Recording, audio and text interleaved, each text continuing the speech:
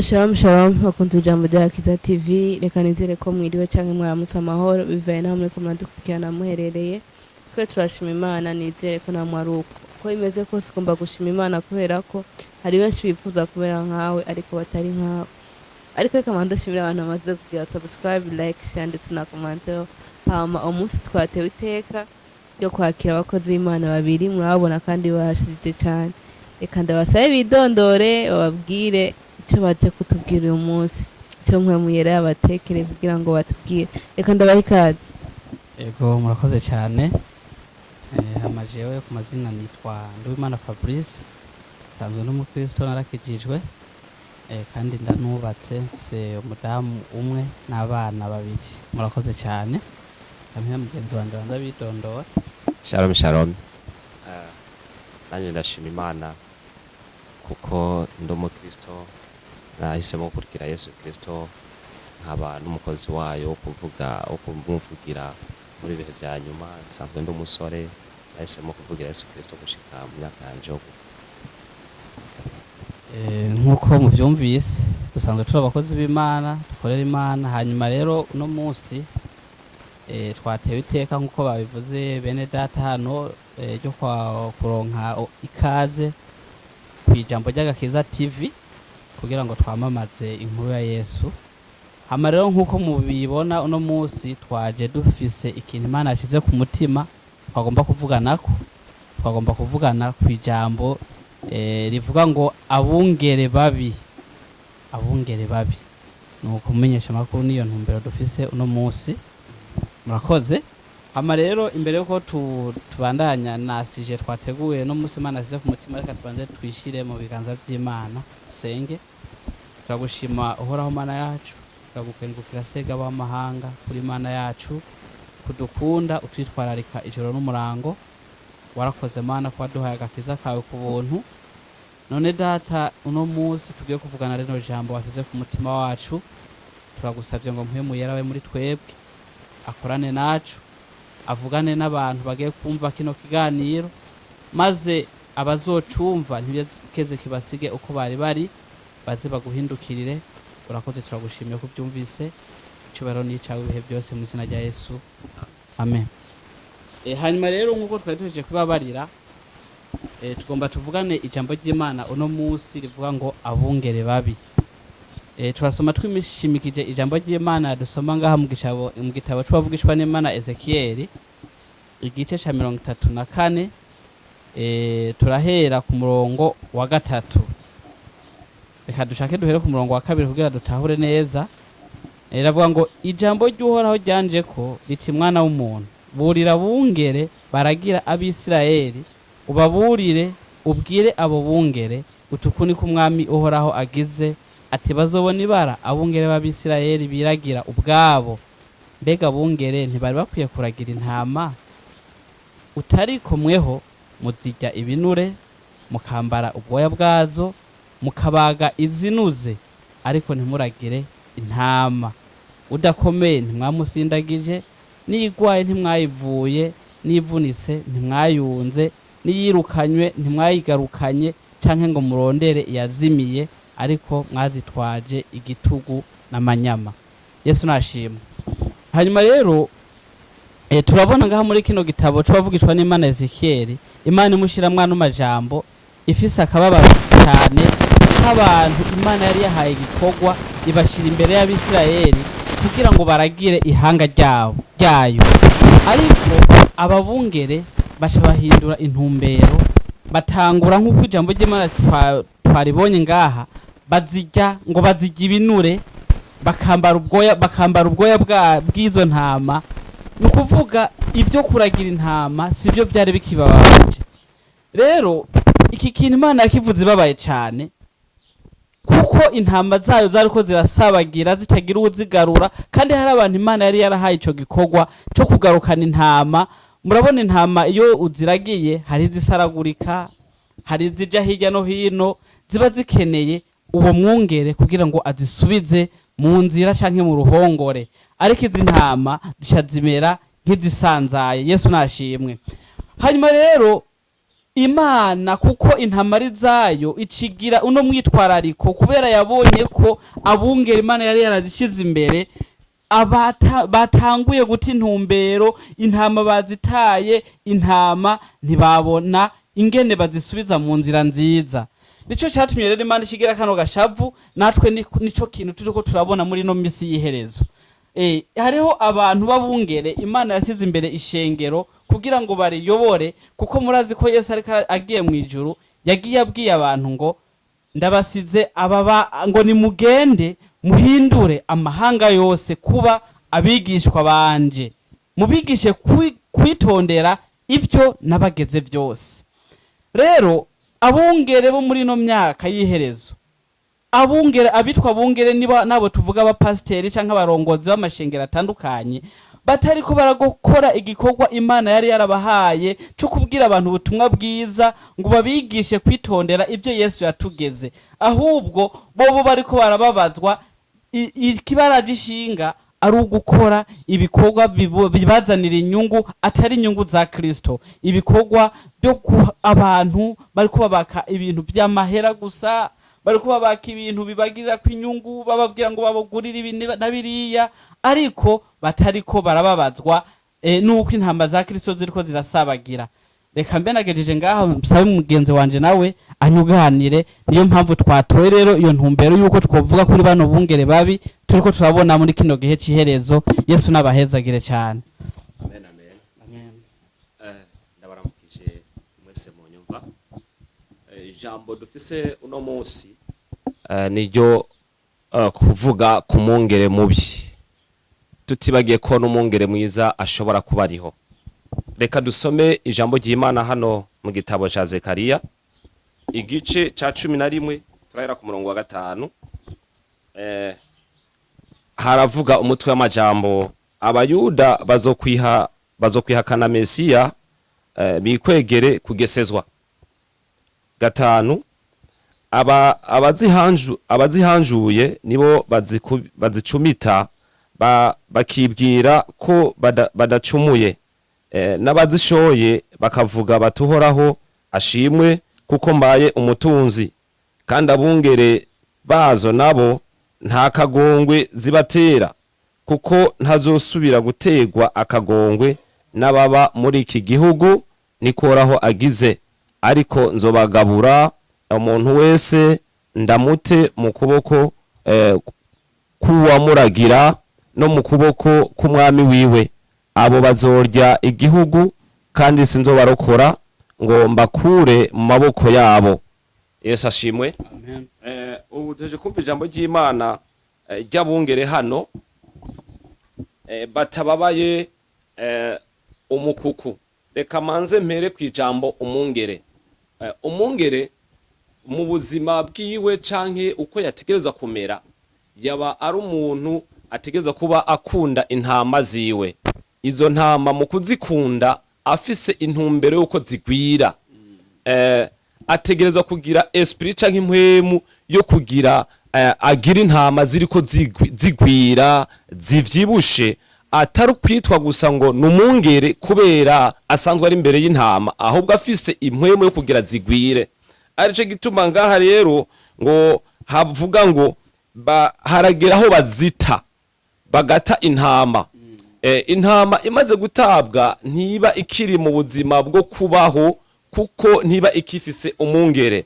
Mu gihe rero uyo muntu yaba umupasiteri canke umuntu wese afise abantu arongoye akitwa umungere, yategerezwa kugira uburyo canke ubuzima, yategerezwa kugira ivyiyumviro canke ubushobozi bwo kwifuza kubona intama ziwe zifise ubuzima bwiza, bufatanye n'uwo mungere, adafise yindi ntumbero yo kuzota izo ntama kubera zishobora gusabagira canke haje ikindi kintu zizisabagiza agata intama, kuko ibi bigomba gusinzikaza ubuzima bw'intama biba ari byinshi cyane. Nk'akarorero habaho ibikoko, habaho imvura, habaho izuba.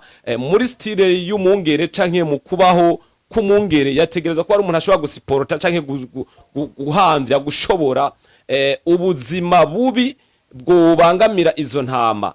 Arico gituma bica byoroha cyane kuzita mu gihe uyo mwungere adashaka kugira ubuzima bubi, kuko izo ntama si ngombwa zame ziri mu buzima bwiza, zishobora kugira ibihe bibi. Na Yesu Kristo avuze ngo ninde mwungere yoragira intama 100 hama agatakaza imwe ikagwana mu mpanga kure, mbega ntiyoheba 99 akaza kurondera imwe? Umwungere mubi, intama imwe izimiye kubera adafise impwemu yo kugira zigwire, iyo ntama ntacimugize, arongora izabona, kuko uyo mwungere abagomba gusa kuzibona n'ico yozikuramwo. Turaza gusoma irindi jambo ry'Imana aho tuza kubona aho Yesu Kristo atashimye mbere kwiyita umwungere, yiyita umurimyi, kuko umurimyi aratandukanye n'umwungere. Umwungere iyo aragiye intama, ubuzima bw'umwungere n'umurimyi, kuko mu migani myinshi cyane Yesu Kristo yarakoresheje ivy'uburimyi, navyo ntituraza kwivugana ko mu mwanya mutoya. Turabe ukuntu na Yesu Kristo atashimye kuguma yigira kwitwa umwungere cyane, ahubwo n'ubuzima bw'umurimyi yashimye kubwitiza, kuko kurima ari igikorwa gikomeye cyane. Biboneka no kwitwa umwungere ni ibikorwa bikomeye cyane, utegerezwa kuri korondera ubuzima bw'intama. Yesu abahezagira neza cyane. Murakoze cyane umukozi w'Imana. Turumvise ko umwungere bwa bundi nimba umukuku womera neza canke womera nabi, igikorwa nyamukuru kiba gifiswe n'umwungere, kuko umwungere niwe amenya ko intama zishonje, niwe amenya ko zikwiye guhindurirwa ico zirya. Umwungere tubonye ko ngaha rero aba afise akazi gakomeye cyane kugira ngo umukuku w'intama umere neza. Yesu nashimwe cyane. Hanyuma rero turumvise amajambo akomeye cyane avuzwe na mwene data ngaha Christophe. Rero nico cyatumye Yesu yitwararika cyane kubanza gukomeza abantu yagira sigire ishengero. Turabona ko Yesu mu misi we yanyuma ariko ararangiza ibikorwa, yari yateguye neza cyane abantu bazoshobora guhangana n'ibintu bizoba birondera umukuku yari arategura mu misi yarakiri hano ku isi. Turabe ano majambo Paulo yavuze ariko arasozera, ni byakozwe n'intumwa igice cya 20, turahera ku murongo wa 29. Aravuga ngo ndazi yuko ninamara kuhava amabingira y'inkazi azobinjiramwo atababaye umukuku. Yesu nashimwe cyane. Amajambo akomeye cyane Paulo yavuze, yageranije abakuru b'amashengero, abihishurira na mpwemu yera. Aravuga ngo ndabizi yuko niramara kuhava amabingira y'inkazi azobinjiramwo atababaye umukuku. Paulo mu buzima bwiwe yabaye mu buzima bukomeye cyane bwo gukunda ishengero, kuko murazi ko ari Imana yarungitse mu banyamahanga, abantu batari barigeze bumva iby'ijambo ry'Imana. Ajayo yahuye n'amakuba menshi cyane, agakubitwa ku murango nijoro, agafungwa, kubera ko yari umwungere, yari afise kamere y'umwungere. Ntiyigeze bimuca intege ngo asubire inyuma areke gukora igico gikorwa Imana yari yaramujeje cyo kurondera intama zo mu banyamahanga. Yarakubiswe, yarababajwe, ariko hamwe n'ivyo byose byamwongeye intege zo kuja kurondera umukuku wari warasanzaye hirya no hino, arabazana abagomororera Kristo. Hanyuma rero mu misi we yanyuma acavuga n'amajambo duhejeje gusoma ngaha. Aravuga ngo ndabizi ko inyuma yanje hagomba haze abungere batababaye umukuku, batazobikora nkuko je nabikoze, batazokwemera kugira amagorwa nkayo nagowe barondera umukuku. Acavuga ati ahubwo ikizoba kibaraje ishinga bobo ninda zabo. Yesu nashimwe cyane. Bazoba baradishinga ninda zabo. Abo bantu rero turiko turabona muri no misi yiherezo, tubona amashengero menshi cyane ariko aravuka hirya no hino. Ubu ni barabara kurindi, inzu kuyindi, umva ngo n'urusengero. Mugabo turiko turitegereza ubuzima bw'abantu bitwa ko ari abakristo, nitubona ko buhuye na rya shengero Yesu yarondera. Babandi yavuga ngo nimukundane, bavuze urukundo ntabwo tubona. Haba no muri abo barongozi nyene canke abungere, urukundo hagati yabo ntiturububona. Ibyo byose biva kuki? Biva ko abo bungere badafise intumbero ya Kristo, badafise ya ntumbero yo guhindura abantu imwe Yesu yatuma aza. Abo bungere bafise intumbero zabo, bantu b'Imana. Abo bungere nibo bariko baratera ingorane umukuku w'Imana. abantu bariko barasanzara, abantu bafise inyota y'ijambo ry'Imana ariko babuze abungere babagaburira. Nabo bantu rero turiko turabwira abantu ngo ati mumenye abantu bari inyuma yanyu, mumenye amashengero murimwe, mbega abo bungere bafise intumbero iyihe? Bafise intumbero yo kubashikana mu ijuru canke bafise intumbero yo kwiragira nk'uko twavyumvise mu ijambo ry'Imana? Bafise intumbero yuko bobona muriko muravyibuha mu buryo bw'impwemu canke bafise intumbero yuko mubavyibusha? Yesu nashimwe cyane. Reka namwe rero tagira ukucavuze kuri ico kintu. Yesu nabahezagire. Urakoze mukozi w'Imana Fabrice. Dusome ijambo ry'Imana hano mu butumwa bwiza bwa Yesu Kristo banditswe na Yohana igice ca 10 ku murongo wa 11. Umwungere mwiza. Mu ntango twariko turavuga kubijanye n'umwungere mubi. Tudasubiye inyuma ku by'umwungere mubi, reka turabe ngaha nawe Yesu Kristo kuntu yabivuze. Igice ca 10 ku murongo wa 11. Nije umwungere mwiza, umwungere mwiza yigura intama ziwe, ariko umucangero atari umwungere bwite kandi intama atari ziwe, iyo abonye ibingira rije ata intama agahunga, ibingira rikazisahura rikazishwiragiza, arahunga kuko ari umucangero atababaye intama. Amen, amen. Yesu ashimwe. Amen. Ni kuvuga iri jambo ry'Imana Yesu Kristo aravuze umwungere mwiza. Navuze mu ntango ubuzima bw'umwungere. Ubuzima bw'umwungere haragera aho ahura n'intambamyi. Ariko mu gihe mu yiwe no mu buzima bwiwe agomba ko intama ziwe agomba kuzibona zimeze neza, agira uwo mutwaro wo kugomba kugubona intama zimwe ko zimeze neza, zitotahaye, zidoshe, zimeze neza, zigwira. Arico gituma ivyo vyomutera kuzigura. Ariko aha afise yindi ntumbero nkuko tuko turabona mu imyaka ya nyuma mu bibihe vy'iherezo, aho umuntu agomba kurongora intama agombye kugira ibindi bintu afatiye ko bidafatanye nuko izo ntama zigomba kumera neza, kuko ntaba gishoboye kuzigura. Yesu Kristo aravuga ngo umwungere mwiza yigura intama n'ibingira naho ryoza aragirukako. Mwibuke umukozi w'Imana Dawidi ari nyuma y'intama za se, yabona ngo igikoko kije kwiba intama bikagerekana akakiniga amadubu, ibikoko bikomakomeye cyane bikaza gusahura intama, mugabo bikagerekana kubera afise impwemu yo kwitwa yo kuba umwungere. Kuba umwungere umuntu ntiyopfa kuvyitiza, kuko niyo avyitije amabingira araza, niyo aca kugeza kuri umwungere canke utariwe. Kuba umwungere ntiho hava ubyitiza umunsi umwe canke iminsi ibiri, kuko ibihe nivyo bigenda bikwerekana kuri umwungere. Kuko murazi ko n'ababungere bo mwisi hari ama periode canke hari ibihe vy'imvura, hari ibihe vy'uruzuba, hari igihe amashamba abura bigasaba ko bafata urugendo. Uwo mwungere yifuza ko intama ziwe canke ikindi gitungwa gitotahara, arafata urugendo arondera ubwatsi bwiza butotahaye, akagira umutwaro k'izo ntama ziwe zibaho zivyibushe, zitamererwa nabi, zitohura n'amadubu. Ategerezwa kuba afise impwemu yo kwita umwungere, atari ibintu yo kwitiza, atari ibindi bintu yokora, ahubwo bifatanye n'impwemu yiwe yo kuba umwungere, akazijira imbere izo ntama zikamumenya no mwijwe nko Yesu Kristo yabivuze, nawe akazimenya. Nico gituma birmutera kwama yarondera ubuzima bushasha bw'izo ntama, atari kuzireka gusa ngo zibeho nk'izisanzaye, kuko ibizisanzaza bitegerezwa kubaho.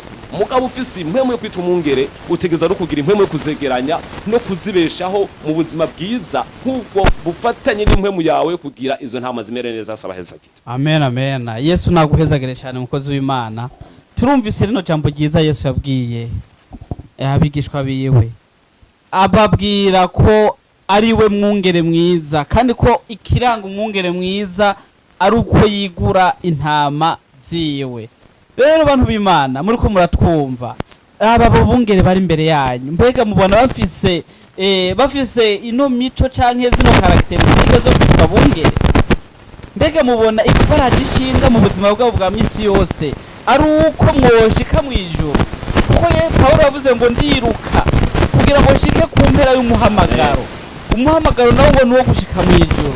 Mbega abo bungere bari imbere yawe ga muntu w'Imana uri kuratwumviriza, abo bungere bari imbere yawe mbona bafise intumbero yo kuzogushikana mu ijuru cyangwa bafise intumbi muri inosi? Kuko birateye agahinda abantu b'Imana kubona ko abantu bitwa bungere ikibaraje ishinga ari uko babaho ubuzima bwiza. Aho nta kintu na kimwe nigeze mbona gisa nuko mu buzima bw'intumwa za mbere.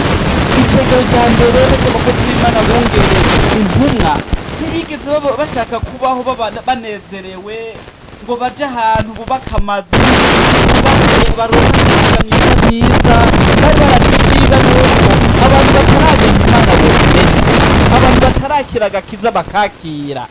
Ariko twebwe ibyo turiko turabona muri no myaka y'iherezo si ibyo bantu b'Imana. Turiko turabona bungere bashaka ko boba ahantu heza cyane kandi si bibi. Bariko barashaka ko bogira amazu meza, bariko barashaka ko bogira inyubako nziza, ariko intama ntibazibabaye. Turabona abantu benshi bitwa abakozi b'Imana, ariko abantu bitwa abanyabyaha ni benshi cyane. Bantu b'Imana, mbega aho uherereye bimeze gute? Umukozi w'Imana kuri mbere mbona bimeze gute? Umwungere ari imbere yawe ubona afise imico canke afise kamere mere y'umwungere? Nimba bitaruvuga umuntu w'Imana uraraba neza, ntuzohava usanga wicaye imbere y'uwo muntu wibaza ngo uri kuraja mu ijuru kandi wicaye muri Gehinomu. Nakubanda bibiri banga rimwe bantu b'Imana muri ko muranyumviriza. Hari abantu bitwa abakozi b'Imana no munsi bafise amashengero y'abadayimoni, bafise amashengero y'abadandaza, bafise amashengero y'abasuma.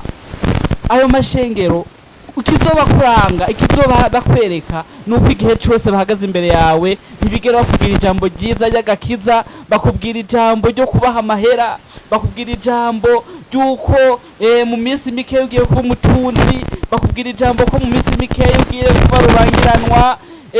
Hari amajambo twasomye, reka tuyasoma umwanya, amajambo atwereka ko abantu muri no minsi bariko barondera abantu abigisha bababwira ibintu bibanezereza gusa, ibintu bibanezereza bashaka kumva mu matwi gusa ko biryoshe kumva, ariko badashaka kwemera guca mu nzira nk'iyo intumwa zaciyemo. Batariko barashaka ko abantu bamenya inzira y'agakiza. Imana birateraganira kumva ko abantu muri minsi y'iherezo batariko bararonka ijambo ry'Imana ry'ukuri, ahubwo bagira amajambo ahuye n'ivyifuzo byabo gusa. Umukozi w'Imana amajambo make kugira ngo turangiza agira akajambo babwira abantu bariko barakurikira bungere batari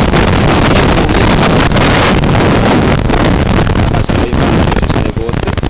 Dusome hamwe duheje gusoma kandi mu butumwa bwiza bwa Yesu Kristo twasomye Yohana igice cya 11 turasoma amajambo make cyane. Umwungere mwiza kandi nukuri ndababwira udaca mu irembo ry'urugo rw'intama ariko akuririra ahandi, uwo aba ari gisuma n'umwambuzi. Ariko uca mu irembo niwe mwungere w'intama. Barerekanye irembo ry'intama.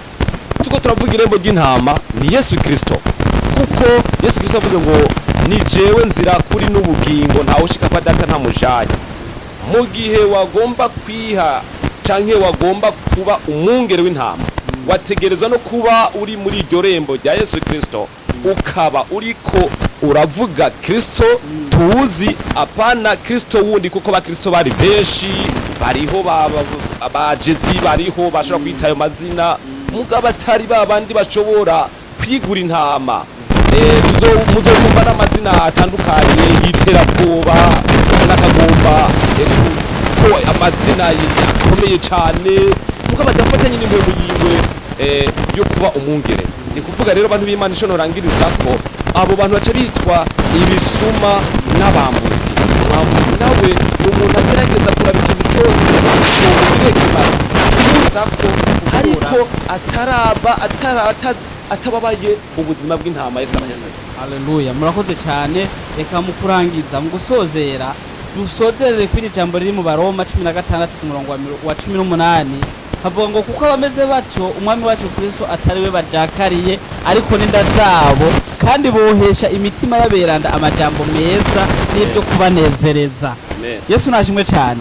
Bantu b'Imana, abantu batarabungere beza, abo twita abasuma, kuko ngaha mu ijambo ry'Imana havuze ngo umuntu yinjirira ahandi atari ku irembo ry'urugo, uwo n'umusuma n'umwambuzi.